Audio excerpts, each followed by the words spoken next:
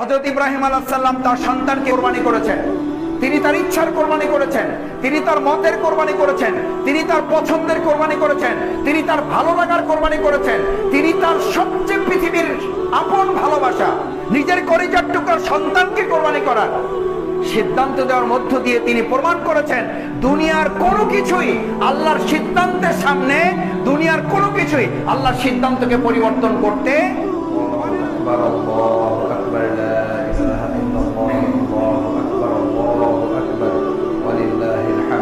الله أكبر الله أكبر لا إله إلا الله الله أكبر الله أكبر ولله الحمد الله أكبر الله أكبر لا إله إلا الله الله أكبر الله أكبر ولله الحمد। সম্মানিত ইমাম, সম্মানিত খতিব, সম্মানিত মুসল্লিয়ান ইকরাম, আসসালামু আলাইকুম ওয়া রাহমাতুল্লাহি ওয়া বারাকাতুহু। মহান আল্লাহ সুবহানাহু ওয়া তাআলা আমাদেরকে দুনিয়াতে প্রেরণ করেছেন। আল্লাহ তাআলা এই দুনিয়াতে আমাদেরকে প্রেরণ করে আমাদের এই দুনিয়ার জীবনটাকে মূলত আল্লাহ তাআলা ত্যাগ এবং কোরবানির জন্য এটাকে নির্ধারিত করেছেন। এই দুনিয়াটা হচ্ছে মুমিনদের জন্য, তার বান্দার জন্য, নবী মুহাম্মদ রাসূলুল্লাহ সাল্লাল্লাহু আলাইহি ওয়াসাল্লামের উম্মার জন্য এটা হচ্ছে ত্যাগের জায়গা, এটা কোরবানির জায়গা। আপনি দুনিয়াতে ত্যাগ করবেন, এখানে কোরবানি করবেন, এখানে স্যাক্রিফাইস, এখানে ডেডিকেশন করবেন। আল্লাহ সুবহানাহু ওয়া তাআলা জান্নাতে আপনাকে ভোগের জন্য নির্ধারিত করবেন। আজকে আমাদেরকে প্রথমত সিদ্ধান্ত নিতে হবে, আমরা দুনিয়ার জীবনটাকে যদি ত্যাগের জন্য, কোরবানির জন্য, স্যাক্রিফাইস, ডেডিকেশনের জন্য নির্ধারণ করি, তাহলে জান্নাতে আমরা ভোগ করব। আর দুনিয়াতে যদি আমরা ভোগ করি, দুনিয়াতে যদি আমরা আরাম আয়েশের জীবনযাপনের চিন্তা করি, হালাল হারামের তোয়াক্কা না করি, আল্লাহ তাআলা যা পছন্দ করেছেন সেটাকে যদি আমরা আমাদের জীবনে অগ্রাধিকার দিতে না পারি, তাহলে দুনিয়াতে হয়তো আমরা আরামে থাকবো, কিন্তু কালকে আমাদের দিন বিচারের পরে, ফয়সালার পরে, আমাদের আমলের হিসাব নিকাশের পরে যে জান্নাতে আমাদের ভোগ করার কথা ছিল, সেই জান্নাতের ভোগ থেকে আমরা বঞ্চিত হব।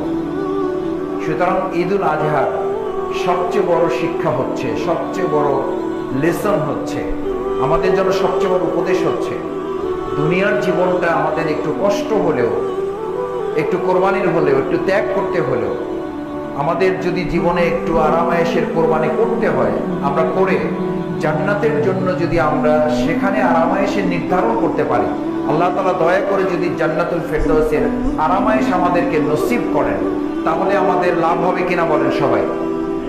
লাভ হবে ইনশাআল্লাহ। আমরা কি দুনিয়ার এই আরামায়েশকে ত্যাগ করে, দুনিয়ার এই আরামায়েশের উপেক্ষা করে জান্নাতের আরামায়েশের জন্য দুনিয়ার ত্যাগ এবং দুনিয়ার কোরবানিকে আমরা গ্রহণ করতে পারবো ইনশাআল্লাহ? সম্মানিত মুসল্লিয়ান ইকরাম, হযরত ইব্রাহিম আলাইহিস সালাম আমাদের জাতির পিতা, তিনি কি কোরবানি করেছিলেন আপনারা সকলে জানেন। এই ইতিহাস আমরা ছোট সময় থেকে বই পুস্তকে পড়ে আসছি, আমরা আমাদের স্কুল কলেজ জীবন থেকে জেনে আসছি, আমাদের বাবা মার কাছ থেকে শুনে আসছি। বিশেষ করে আলহামদুলিল্লাহ যারা কোরআন হাদিস পড়ার সুযোগ হয়, আমাদের চেষ্টা করা উচিত কোরআন হাদিস থেকে সরাসরি হযরত ইব্রাহিম আলাইহিস সালামের এই কোরবানির ইতিহাস আমাদের ভালো করে জানা।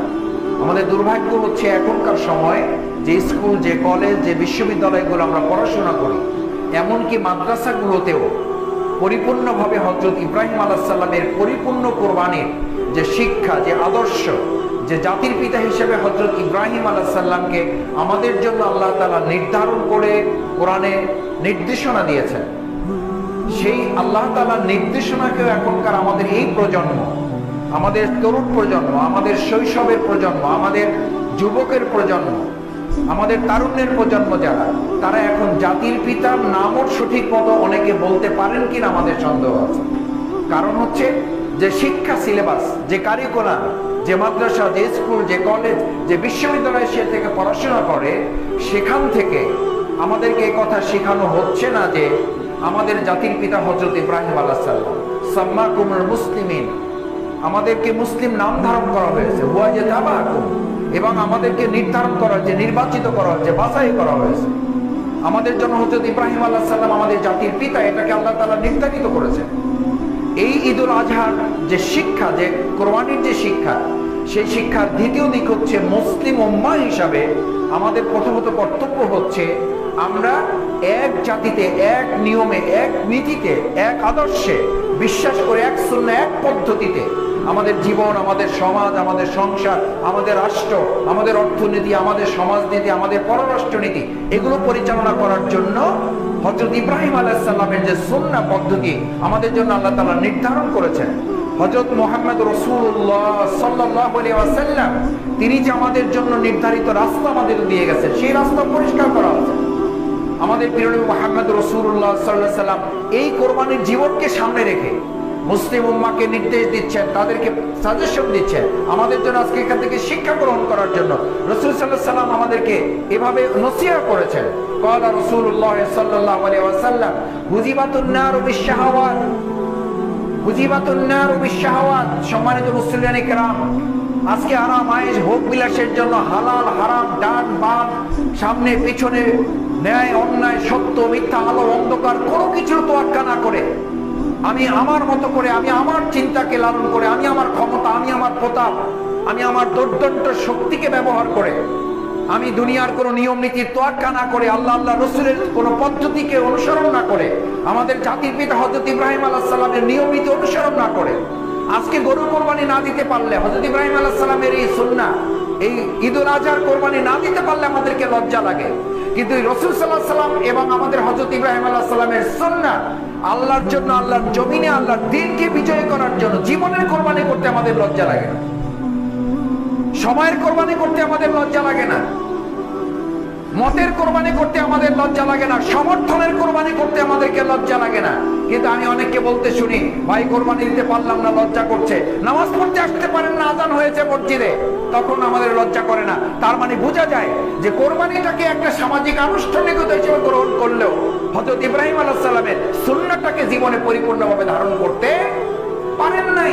যদি পারতাম আমি, তাহলে কোরবানিতে লজ্জা লাগলে কোরবানি দিতে পারছি না, এই জন্য লজ্জা করছে আমার। কোরবানি তো সবার জন্য ফরজ না, কোরবানি সবার জন্য ফরজ না, যার ওই পরিমাণ আয় হবে সে করবে। আর নামাজ সবার জন্য ফরজ, অথচ সেই নামাজ আপনি পড়তে পারেন না, আমি পড়তে পারি না, আজান হয়ে গেলে মসজিদ আসতে পারি না। তার অর্থই হচ্ছে এটা নিছক কোন কোন ক্ষেত্রে আমরা একটা আনুষ্ঠানিকতা মাত্র গ্রহণ করেছি। সম্মানিত মুসলিয়ানে কেরাম, সেজন্য আল্লাহ তাআলা কোরবানিকে সামনে রেখে আমাদেরকে হুকুম দিচ্ছেন, আমাদেরকে স্মরণ করাচ্ছেন, সতর্ক করছেন, লা ইয়ানালাল্লাহু দুহুমাহা ওয়ালা দিমাহুহা ওয়ালাকিন ইয়ানালুহুত তাকওয়া মিনকুম। তোমরা বড় কোরবানি করো, ছোট কোরবানি করো, মাঝারি করো, গরু করো, ছাগল করো, দুম্বা করো, উট করো, এসব কিছু দিয়ে আল্লাহ তাআলার কিছু যায় আসে না। আল্লাহ তাআলা তাকাচ্ছেন কিসের দিকে? আল্লাহ তাআলার দৃষ্টিটা কিসের দিকে? তার গুরুত্বটা কিসের দিকে? তিনি আপনার কাছ থেকে কি চান? লা ইয়ানালুল্লাহু লুহুমুহা। তিনি আপনার এই গরুর কাছ থেকে, এই খাসির কাছ থেকে, এই দুম্বার কাছ থেকে, এই উটের কাছ থেকে, এই মহিষের কাছ থেকে তিনি গোশত চান না। লা ইয়ানালুল্লাহু লুহুমুহা, আল্লাহর কাছে গোশত পৌঁছে না। ওয়ালা দিমাউহা, এবং ওটার যে রক্ত, এগুলো পৌঁছে না। ওয়ালাকিন ইয়ানালুহুত তাকওয়া মিনকুম। এই কোরবানির মাধ্যমে মূলত আল্লাহর কাছে পৌঁছে আল্লাহকে আপনি কতখানি ভয় করেন, আল্লাহর নির্দেশ কতখানি মেনে চলেন। ভয় মানে কি? তাকওয়া মানে কি? তাকওয়া হচ্ছে আল্লাহ যা নির্দেশ দিয়েছেন সেগুলো পালন করার জন্য অন্যায় থেকে বেঁচে থাকা, আল্লাহ সমস্ত বিধানগুলো সম্পর্কে সচেতন থাকা। সচেতন, তাকওয়া। সচেতন মানে হচ্ছে এই বিদ্যুতের লাইন, বিদ্যুতের লাইনটা আমি ধরলে আমাকে শক করবে, আমি মৃত্যুবরণ করব, এটা থেকে আমি যে দূরে থাকছি, এইটুকু জ্ঞান আমার আছে যে এটা ধরলে আমি মারা যাব, এই যে কারেন্টের তার থেকে আমি বেঁচে থাকলাম, এই যে সচেতনতা আমার মধ্যে তৈরি হয়েছে, এটার নাম কি? তাকওয়া। তাহলে একইভাবে হারামের দিকে তাকালে আমার ঈমান চলে যাবে, আমি হারামের দিকে তাকাবো না। আমার চোখ অশ্লীলতার দিকে তাকালে আমার ঈমান চলে যাবে, আমার চোখ আমি অশ্লীলতার দিকে দিব না। আমি হারাম উপভোগ করলে আমার ইবাদতগুলো নষ্ট হয়ে যাবে, আরে আমার হারামের কাছে যাব না। সুদ খেলে আমার ঈমান নষ্ট হয়ে যাবে, আমার ইবাদতগুলো কোনো কাজে আসবে না, আমি সুদের ধারে কাছে যাব না। ঘুষ খেলে আমার ঈমান নষ্ট হবে, আমার ইবাদতগুলো নষ্ট হবে, আমি ঘুষের ধারে কাছে যাব না। ঘুষ যে দেয়, ঘুষ যে নেয়, ঘুষ যে সাক্ষী, যে লেখে, সব শ্রেণীর মানুষকে রাসূল করিম সাল্লাল্লাহু আলাইহি ওয়াসাল্লাম জাহান্নামের লাকড়ি হিসাবে জাহান্নামের উপাধি দিয়েছেন তাদের। অথচ আজকে আমাদের পাড়ায় পাড়ায়, মহল্লায় মহল্লায় অশ্লীলতা, বেহায়াপনা, সুদ, ঘুষ, দুর্নীতিতে গোটা সমাজ আকণ্ঠে নিমজ্জিত। এটা থেকে মুক্তির জন্য আপনি একা একা চেষ্টা করলে পুরোটা বাঁচতে পারবেন না। সেজন্য তাকওয়ার নিয়ম হচ্ছে আপনি সচেতন থাকবেন, আপনি সচেতন করবেন।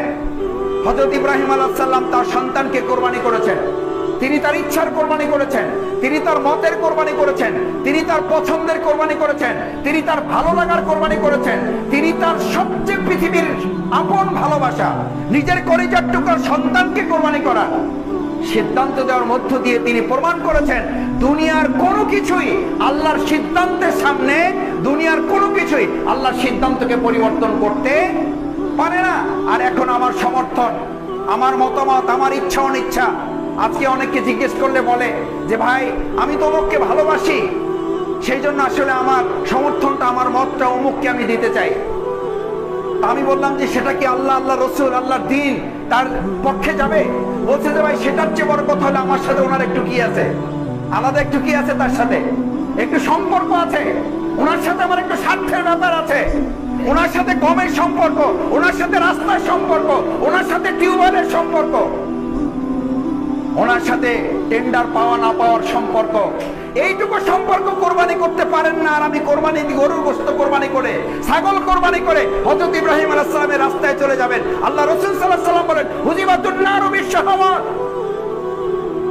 তোমার এই রাস্তা পাওয়া, তোমার এই গম খাওয়া, তোমার এই টিউবওয়েল পাওয়া, তোমার এই কন্ট্রাক্টরি পাওয়া, যে আরাম, যে ভোগ বিলাস, যে দুনিয়া প্রাপ্তির টার্গেট তুমি করেছো, হুজিবাতুন নারু বিশ-শাহাওয়াত, এই প্রাপ্তি, এই আরাম, এই ভোগ, এই বিলাস, এটার গোটা রাস্তাটা হচ্ছে জাহান্নামের দিকে।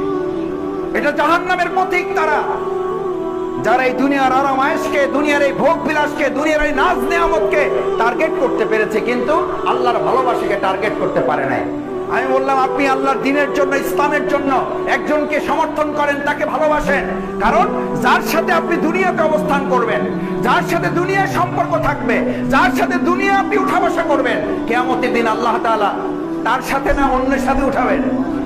দুনিয়াতে আজীবন লালন পালন করেছেন সুদ ঘুষের, দুনিয়াতে আমার সাথে সম্পর্ক ছিল সুদখোর ঘুষখোরের সাথে, দুনিয়াতে আমার সাথে সম্পর্ক ছিল হারামের সাথে, দুনিয়াতে আমার সম্পর্ক ছিল অশ্লীলতা বেহায়াপনার সাথে, দুনিয়াতে আমার সাথে সম্পর্ক ছিল বেনামাজির সাথে।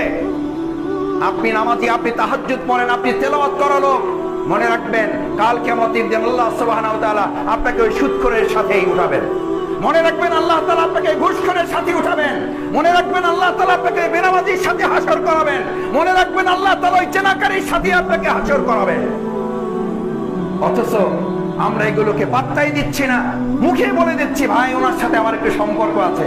এই সম্পর্ক কোনো কাজে রাখবে না, বরং সেদিন সে আল্লাহর কাছে আর্গুমেন্ট করবে, আল্লাহ আমি তো তাকে আমার সাথে চলতে বলি নাই, আমি তো তাকে ডাকি নাই, আমার পিছনে তাকে স্লোগান দিতে বলি নাই, আমার পিছনে তাকে কাজ করতে বলি নাই, আমার জন্য পোস্টার লাগাতে বলি নাই, আমার জন্য মিথ্যা কথা বলতে বলি নাই। আল্লাহ তাআলা তখন বলবেন এই উভয়টাকেই, এই যে নেতার পিছনে কর্মী দৌড়িয়েছে এবং যে কর্মী নেতার পিছনে দৌড়িয়েছে, অথচ উভয়টাই নামাজের আলোচনা হয় নাই, সুদের আলোচনা হয় নাই, ঘুষের সতর্ক করে নাই, অশ্লীলতা বেহায়াপনা নিয়ে কোনো কথা হয় নাই, আল্লাহর বিধান দিয়ে সমাজ, রাষ্ট্র, পরিবার, অর্থনীতি পরিচালনার কোনো কথা বলে নাই। সুম্মাল জাহিমা সাল্লুহু, সুম্মাল জাহিমা সাল্লুহু, অথবা তাদেরকে দ্রুত জাহিম নামক জাহান্নামে তাদেরকে নিক্ষেপ করো। কেন? ভালো করে খেয়াল করেন কেন করার নির্দেশ দেওয়া হচ্ছে। ইন্নাহু কানা ফি আহলিহি মাসরুরা, ইন্নাহু কানা ফি আহলিহি মাসরুরা। আপনি দুনিয়াতে পরিবার পরিজন নিয়ে, স্ত্রী, ছেলে মেয়ে, সন্তানদেরকে নিয়ে একটু আরামায়েশে থাকতে চেয়েছিলেন, একটু ভালো থাকতে চেয়েছিলেন। সেজন্য আল্লাহ তাআলা নির্দেশ দিবেন, যেহেতু তারা ছেলে সন্তান নিয়ে দুনিয়াতে আরাম করতে চেয়েছিল, আরাম করার, আয়েশ করার, ভালো থাকার, সুখে থাকার, শান্তিতে থাকার যা দরকার ছিল দুনিয়াতে তারা থেকে ফেলেছে। জান্নাতে এখন আর তাদের জন্য কোনো সুখের ঠিকানা নির্ধারিত নাই, জান্নাতে কোনো আরামের জায়গা নির্ধারিত নাই। ইন্নাহু কানা ফি আহলিহি মাসরুরা ওয়া ইয়াদউ সুবুরা। এদের কপাল পড়েছে, এরা বদনসিব। এই কপাল পড়ার ঘোষণা কোনো প্রধানমন্ত্রী দিচ্ছেন না, এই কপাল পড়ার ঘোষণা কোনো জাতীয় সংসদের সংসদ সদস্য দিচ্ছেন না, কোনো পীর সাহেব, কোনো ওলামা মাশায়েখ দিচ্ছেন না। এই কপাল পড়ার ঘোষণা দিচ্ছেন মহান আল্লাহ সুবহানাহু ওয়া তাআলা। ওয়া ইয়াদউ সুবুরা। তারা এই দুনিয়ার জীবনে আরাম, আয়েশ, নাজ, নিয়ামত এগুলোকে টার্গেট করেছিল। এই জন্য ন্যায় নীতি অন্যায় এগুলোকে বাদ বিচার না করে, সত্য মিথ্যার ধার না ধরে তারা রীতিমতো শুধুমাত্র আল্লাহর জন্য তারা এই কাজটি করতে, তাদের মতের কথা, তাদের সমর্থনকে আল্লাহর দ্বীনের জন্য, ইসলামের জন্য তার মতকে, তার সমর্থনকে তারা দিতে পারে না। বরং এ কথা বলেছে, আমি আমার মতটা অমুক জায়গায় দিয়ে নষ্ট করতে চাই না, আমি আমার সমর্থনটা অমুক জায়গায় দিয়ে নষ্ট করতে চাই না। হযরত ইব্রাহিম আলাইহিস সালাম আজকে হজে গিয়ে পাথর মারা হয়, যারা হজ করতে যান তারা হজ গিয়ে পাথর মারেন। পাথর মারেন কার বিরুদ্ধে ভাই? শয়তানের বিরুদ্ধে। ওখানে শয়তান আছে, এখানে নাই। ওখানে পাথর মেরেছিলেন কেন? হযরত ইব্রাহিম আলাইহিস সালাম আল্লাহর নির্দেশ বাস্তবায়ন করতে যাচ্ছিলেন, শয়তান এসে বলল, তুমি কই যাচ্ছ? বলছে, আমি আল্লাহর নির্দেশ বাস্তবায়ন করতে যাচ্ছি। বলছে, এটা তো তোমার মতের বিরুদ্ধে, তোমার একমাত্র সন্তানকে জবাই করতে বলা হচ্ছে, এটা তোমার মত। বলছে, আল্লাহর মত, এটাই আমার মত। সাধারণত ছেলে সন্তানের ব্যাপারে বাবার চেয়ে মায়েরা কি হয়? মায়েরা বেশি একটু কি হয়? দুর্বল হয়। শয়তান বাবার কাছে পাত্তা নেবে, এবার কার কাছে গেল? মায়ের কাছে গেল। মনে করলো মাকে যদি বোঝানো যায় তাহলে হয়তো আল্লাহর এই নির্দেশ বাস্তবায়ন থেকে ফিরানো যাবে। হাজেরা আলাইহিস সালামের কাছে গিয়ে বলল, তুমি জানো তোমার সন্তানকে জামা কাপড় পরাইয়া কোথায় পাঠাচ্ছ? বলছে, আমি আমার সন্তানকে শুধু জিজ্ঞেস করেছিলাম, এটা কি আল্লাহর নির্দেশ? আমার স্বামীকে আমি শুধু একটা কথা জিজ্ঞেস করেছিলাম, এটা কি আল্লাহর নির্দেশ? আমার স্বামী শুধু একটা কথা বলেছে, এটা দুনিয়ার কারো নির্দেশ নয়, এটা কার নির্দেশ? আল্লাহর নির্দেশ। আমি এই কথা শোনার পর আর কিচ্ছু জিজ্ঞেস করি নাই। তুমি আমার কাছে যতবারে আসে কোনো লাভ হবে না। তখন আল্লাহ তাআলা নির্দেশ দিলেন, এবার পাথর তোলো, শয়তানের দিকে তুলে মারো। আজকে আমাদের মানুষদের মধ্যে, জিনদের মধ্যে এই শয়তান সমাজে নাই তো? কে কতদিন হাতে পাথর নিয়েছেন? কে কতদিন পাথর মেরেছেন? আমি দুবার হজ করার সুযোগ পেয়েছি, আলহামদুলিল্লাহ, আল্লাহর একান্ত দয়া মেহেরবানিতে। আমি বাংলাদেশিদেরকে বেশিরভাগ দেখেছি পাথর 3 বার মারা শেষ হলে এবার জুতা খুলে মারে। আমি বললাম, ভাই জুতা মারতেছেন কারণ? ভাই আবেগ চলে আসছে। ব্যাগ খুলে মারতেছে, টুপি খুলে মারতেছে শয়তানের দিকে। ওটা তো শয়তান না, ওটা কি? ওটা একটা প্রতীকী কি বানায় রাখা হয়েছে? শয়তানের একটা প্রতীক বানায় রাখা হয়েছে। আপনি প্রতীকের উপরে জুতা মেরে দিচ্ছেন। ওখান থেকে হজ করে আসার পর যে দেশে আপনি বাস করেন, সেই দেশে মিনাল জিন্নাতি ওয়ান নাস, মানুষ এবং জিন শয়তান আমাদের ডানে বামে সামনে পিছনে আছে না নাই?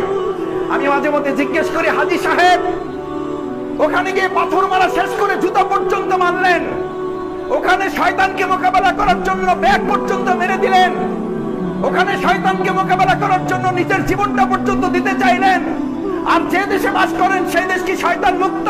কোনদিন কি নিজ থেকে একটা পাথর হাতে নেওয়ার প্রয়োজন মনে করেছেন? হযরত ইব্রাহিম আলাইহিস সালামের এই হজ আমাদেরকে শেখায়, অন্যায় আসলে সমস্ত শক্তি দিয়ে তার প্রতিবাদ করতে হবে। আমরা কি রাজি আছি ইনশাআল্লাহ? এটা হচ্ছে ঈদুল আজহার শেষ শিক্ষা। আর একটা বলে আমার কথা শেষ করে দিতে চাই, যেহেতু আর 1-2 জন মুসল্লি আসছেন। সম্মানিত মুসল্লিয়ান ইকরাম, আমরা আজকে প্রায় বলে থাকি মাসুদ ভাই, অথবা বলে থাকি মাসুদ, আমরা একটা ভালো সন্তান দরকার। চেষ্টা করেছিলাম ছেলেটাকে নামাজি বানাবো, সিদ্ধান্ত নিয়েছিলাম ছেলেটাকে হাফেজ বানাবো, সিদ্ধান্ত নিয়েছিলাম ছেলেটাকে ভালো করে কোরআন পড়াবো, সিদ্ধান্ত নিয়েছিলাম ছেলেটা যেন অন্তত মৃত্যুর উপরে আমার জানাজাটা পড়াতে পারে, সিদ্ধান্ত নিয়েছিলাম ছেলেটা যেন অন্তত কবরের কাছে গিয়ে আর দুনিয়ার সবকিছু শূন্য হয়ে যাবে, সন্তানটা যেন অন্তত কবরের কাছে গিয়ে আর কেউ স্মরণ না করো। চোখের দুপোটা পানি ফেলে যেন এই দোয়াটা করে, রব্বির হামহুমা কামা রব্বায়ানি সগীরা। আমি তখন জিজ্ঞেস করি, ভাই এই পৃথিবীতে আগে ইসমাইল আসে নাই? ইসমাইল হওয়ার সিদ্ধান্ত আগে পৃথিবীতে হয় নাই? যদি এই পৃথিবী থেকে ইসমাইল তৈরি করতে চান তাহলে আগে নিজেকে হযরত ইব্রাহিম হতে হবে। আপনি হযরত ইব্রাহিম হবেন না, অথচ আপনার ঘরে ইসমাইল প্রত্যাশা করবেন। এটা অবাস্তব, এটা অসম্ভব, এটা অবৈজ্ঞানিক, এটা অনৈসলামিক, শুধু এটা ইসলাম বিরোধী। অথচ আমরা তা চিন্তা করি, আমি হযরত ইব্রাহিম হব না, আমি হযরত ইব্রাহিমের সুন্নাহ মেনে চলবো না, আমি আল্লাহর রাসূলের সিদ্ধান্ত মোতাবেক আমার মত, আমার সমর্থনটা ইসলামের জন্য আমি প্রয়োগ করবো না, কোরআনের জন্য আমি প্রয়োগ করবো না। তখন কথা আসলে বলবেন যে ভাই মত তো দিতে চাই, মতটা পচাইতে চাই না। এবার পচবে কেন? বলছে ওকে তো জিততে পারবে না, দিয়ে লাভ নাই। হযরত ইব্রাহিম আলাইহিস সালাম তো একা সিদ্ধান্ত নিয়েছিলেন, এই পৃথিবীর কেউ ওর পক্ষে থাকুক অথবা না থাকুক, কেউ আমাকে ভালোবাসুক অথবা না বাসুক, এই সিদ্ধান্তটা দুনিয়ার কারো পছন্দ হোক আর না হোক, এটা কার সিদ্ধান্ত? আপনার এই মত, আপনার এই সমর্থন, এটা আল্লাহর পক্ষ থেকে আপনার জন্য আমানত। আল্লাহ তাআলা কোরআনে আপনাকে স্মরণ করিয়েছেন, আনতুআদ্দুল আমানাতি ইলা আহলিহা। হে ঈমানদারগণ, হে মুমিনেরা, হযরত ইব্রাহিম আলাইহিস সালাম তার মতের কুরবানি করেছেন। সন্তানকে তো আমি তুলে নিয়ে এসেছি দুম্বা কোরবানি করার মধ্য দিয়ে, আমি তাকে তো বাঁচিয়ে দিয়েছি। কোরবানির সিদ্ধান্ত নিয়েছিল, সে ছুরি চালিয়ে দিয়েছিল, সে ছুরি চালিয়ে দিয়েছিল। তুমিও তোমার মতের উপরে ছুরি চালিয়ে দাও, তোমার সমর্থনের উপরে ছুরি চালিয়ে দাও। আমার মত, আমার সমর্থন আজকে আর অন্যায়, অত্যাচার, দুর্নীতি, রাহাজানি, খুনের পক্ষে আমার সমর্থন যেতে পারে না। একজন মুসলমানের সমর্থন সুদের পক্ষে যেতে পারে না। একজন মুসলমানের সমর্থন অশ্লীলতা, বেহায়াপনার পক্ষে যেতে পারে না। যদি তাই হতো তাহলে হযরত ইব্রাহিম আলাইহিস সালাম তার মতের কোরবানি করতে পারতেন না। তার মতের, তার সমর্থন, তার ভালোবাসা, ইচ্ছা অনিচ্ছার কোরবানি তিনি করতে পারতেন না। ঈদুল আজহার শিক্ষা হচ্ছে আপনার মতের কোরবানি। ঈদুল আজহার শিক্ষা হচ্ছে আপনার সমর্থনের কোরবানি। আমার মতটা, আমার সমর্থনটা তখন পৌঁছবে না যখন এটা আল্লাহ, আল্লাহ রসুলের সিদ্ধান্ত, তার ইচ্ছা মাফিক আমি ওটাকে প্রয়োগ করতে পারবো। আজকে আপনাদের সামনে আমি এই কথা বলে শেষ করতে চাই, সম্মানিত মুসলিয়ান ইকরাম, আমাদের এই প্রিয় মাতৃভূমি বাংলাদেশ, আমাদের এই প্রিয় বাউফল উপজেলা, এটাকে সুন্দর করে করতে হলে আমাদের প্রত্যেক ঘরে ঘরে হযরত ইব্রাহিম আলাইহিস সালামের মতো একজন অভিভাবক পিতা দরকার। আর আমাদের এই সমাজ রাষ্ট্রে আজকে এটাকে নেতৃত্ব দেওয়ার জন্য হযরত ইসমাঈল আলাইহিস সালামের মতো কিছু তরুণ যুবক এবং শৈশব কৈশোরের দরকার। এই তরুণ কিশোর হযরত ইসমাঈলের অনুসারী না হলে, আমাদের অভিভাবকগণ হযরত ইব্রাহিমের পথের পথিক না হলে, আপনি নিশ্চিত থাকুন দফার পর দফা, ফয়সালার পর ফয়সালা, সিদ্ধান্তের পর সিদ্ধান্ত, সংবিধান পরিবর্তনের পর পরিবর্তন হবে। আমাদের ভাগ্যের, আমাদের চিন্তার, আমাদের সুদিনের কোনো পরিবর্তন হবে না। এই সমাজ, এই রাষ্ট্রের যদি পরিবর্তন আমরা করতে চাই তাহলে আমাদের একটাই সিদ্ধান্ত, সেটা হচ্ছে আল্লাহ, আল্লাহ রসুলের যে ফয়সালা আমাদেরকে দিয়েছে সেই সিদ্ধান্ত বাস্তবায়নের জন্য প্রত্যেক ঘরে ঘরে হযরত ইব্রাহিমের অনুসারী তৈরি করা। আমাদের এই সমাজ রাষ্ট্রটাকে পরিবর্তনের জন্য তারুণ্যের মধ্যে, আমাদের যুবকদের মধ্যে, আমাদের কৈশোরদের মধ্যে, আমাদের শিশুদের মধ্যে কার প্রেরণা নিয়ে আসতে হবে? হযরত ইসমাঈল আলাইহিস সালামের। আজকে সন্তানদেরকে যারা সাথে করে নিয়ে আসছেন, আল্লাহর কাছে তৌফিক কামনা করে আমাদের এই কলিজার টুকরা সন্তানগুলোকে আল্লাহ তাআলা হযরত ইসমাঈল আলাইহিস সালামের মতো করে কবুল করুন। আমরা অভিভাবক হিসেবে যারা এখানে এসেছি, আল্লাহ তাআলা হযরত ইব্রাহিম আলাইহিস সালামের মতো করে আল্লাহর পছন্দ অনুযায়ী আমার মত, আমার ইচ্ছা, আমার সমর্থনকে আল্লাহর দ্বীনের জন্য পেশ করার তৌফিক দান করুন।